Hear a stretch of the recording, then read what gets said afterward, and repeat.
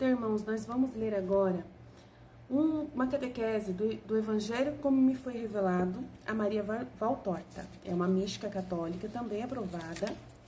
E essa visão dela é o início da vida em comunidade, né, que Jesus começou a viver, e o discurso de abertura. No dia 26 de fevereiro de 1945, a Valtorta é levada à vida de Jesus há 2000 anos atrás, quando ele estava junto com os apóstolos.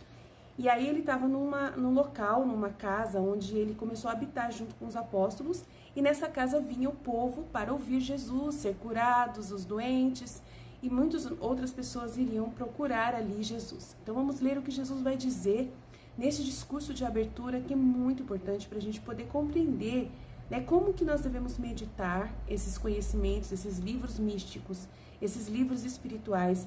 Como que é esse conteúdo de Jesus, a gente tem que ir assimilando de uma forma, né, que ele vai assumindo dentro do nosso coração uma visão que não é nossa, mas a visão dele, né, trocando os nossos pensamentos humanos pelos pensamentos divinos de Jesus. Porque é por ele, para ele, todas as coisas. E é o jeito de pensar de Jesus que é o jeito que nós temos que pensar. E às vezes ele vai consertando o pensamento humano. Então, nós temos que abolir esse pensamento humano e viver pelo pensamento divino. Então, isso já ajuda muito a gente a viver e agradando a Jesus. É muito mais fácil da gente agradar a Jesus e fazer as escolhas que Jesus faria, né, se ele estivesse nas escolhas que nós vamos fazer. Conhecendo ele, nós sabemos o que ele iria pensar, o que ele iria falar, o que ele ia fazer. Então, esses escritos nos aperfeiçoam muito no conhecimento do Evangelho de Jesus Cristo. Então, vamos lá, eu vou ler aqui e vamos conversando. Ele disse: o homem cai em erro quando considera a vida e a morte.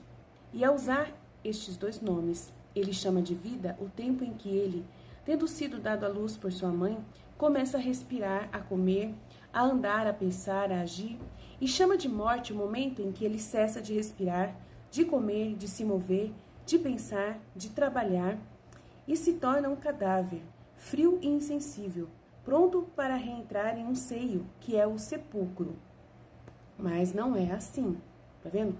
O homem cai em erro quando ele pensa que a vida é a vida de estar aqui, né, fazendo os atos em vida, que começa a respirar, a comer, a andar, a pensar, a agir, a trabalhar, né, a ganhar o dinheiro, a casar, né, casar os filhos, ter as festas, ter a bebedeira, ter as coisas. Ah, eu tô vivo. Oh, vida! E chama de morte aquele momento em que ele para tudo isso, né, que acabou. Que ele para de respirar, de comer, de se mover, de pensar, de trabalhar e se torna um cadáver frio e sensível, pronto para reentrar em um seio, que é o sepulcro. Mas não é assim. Então vamos mudar o nosso pensamento. Isso não é vida e morte. Essa vida não é a vida verdadeira e essa não é a morte verdadeira. Então a gente tem que corrigir a forma da gente pensar as coisas. E até o jeito de falarmos também, né? Mas não é assim. Eu quero fazer-vos compreender o que é a vida e indicar-vos as obras aptas à vida. Vida não é existência. Existência não é vida.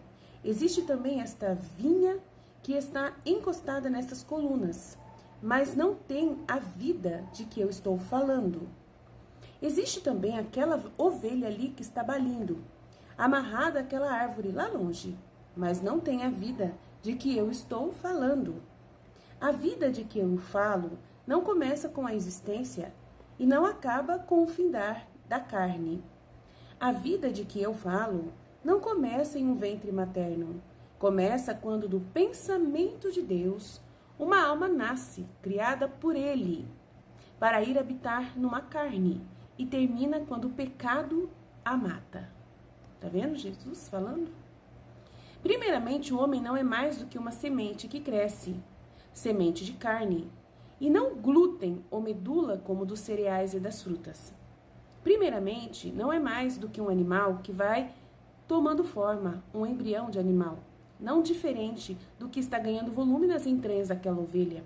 Mas desde o momento em que na concepção do homem é infundida esta parte incorpórea, e que também é a mais poderosa, que é a alma, eis que, então, o embrião animal não somente existe como um coração pulsante, mas vive segundo o pensamento criador e se torna homem.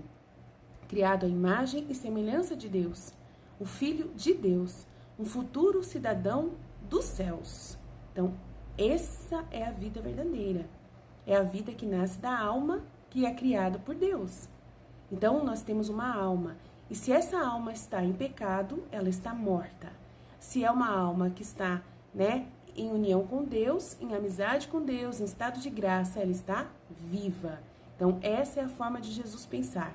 E essa é a forma que nós que queremos viver na graça de Deus, viver com Jesus, vivermos na divina vontade, devemos pensar. E ensinar as pessoas também. E se preocupar, quando as pessoas estão totalmente tomadas pelos vícios, pelas paixões e pelos pecados. Mas isso acontece se a vida continuar. O homem pode existir tendo a imagem de homem, mas não sendo mais homem. Quando ele passa a ser um sepulcro no qual a vida está apodrecendo.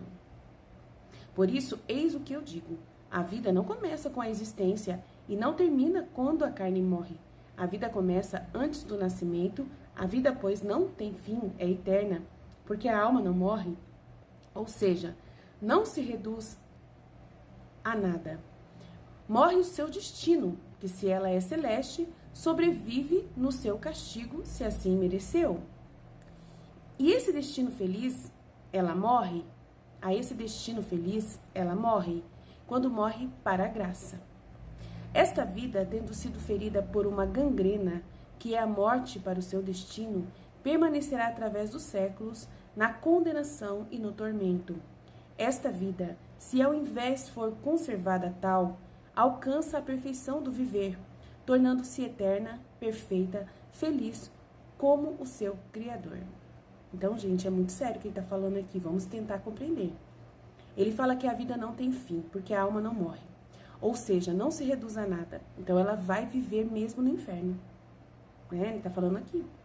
Que morre o seu destino, que se ela é celeste, sobrevive no seu castigo, se assim mereceu. Então, se ela é celeste, sobrevive no seu castigo, se assim mereceu. Então, tem um castigo, no purgatório, no caso que ele está falando. Se assim mereceu ser purgada, Aí depois, quando ele está falando aqui, porque ele ainda não abriu os céus. Ele está falando para os apóstolos na época em que ele estava pregando na redenção. Então, ele ainda não abriu os céus. Então, ele não fala da vida de céu, porque não tem ninguém no céu, Só os anjos e Deus que está no céu. Não tem nenhuma alma humana aqui ainda, nesse texto, não tem nenhuma alma humana no céu agora.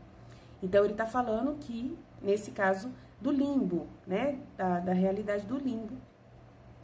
Então, ele fala aqui, a vida, pois, não tem fim, porque a alma não morre, ou seja, não se reduz a nada. Morre o seu destino, que se ela é celeste, sobrevive no seu castigo, se assim mereceu. A esse destino feliz, ela morre, quando morre pela graça. Esta vida, tendo sido ferida por uma gangrena, que é o pecado, que é a morte para o seu destino, permanecerá através dos séculos eternos, condenação e no tormento. Esta vida, se ao invés for conservada, como ela foi dada, alcança a perfeição do viver, tornando-se eterna, feliz como o seu Criador. Quando ele abriu os céus após a cruz, após a redenção. Temos deveres para com a vida? Sim, ela é um dom de Deus. Todo dom de Deus tem de ser usado e conservado com cuidado, porque é uma coisa santa como o doador.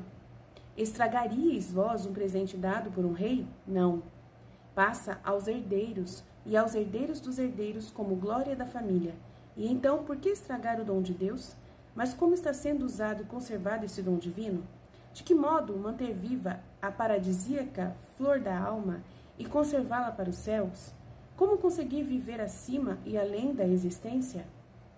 Então, é um convite que Jesus tem, pedindo para que a gente conserve a nossa vida pela graça dada por Deus, vivendo a vida. Ele vai ensinar que tem leis claras para isso, Deus envia as leis claras para isso. E a nós basta observá-las. Nos deu profetas e justos que dão exemplo do seguimento das leis e palavra para a prática das leis. E tem os santos, os santos que viveram na lei. Então, a gente vai observar essa vida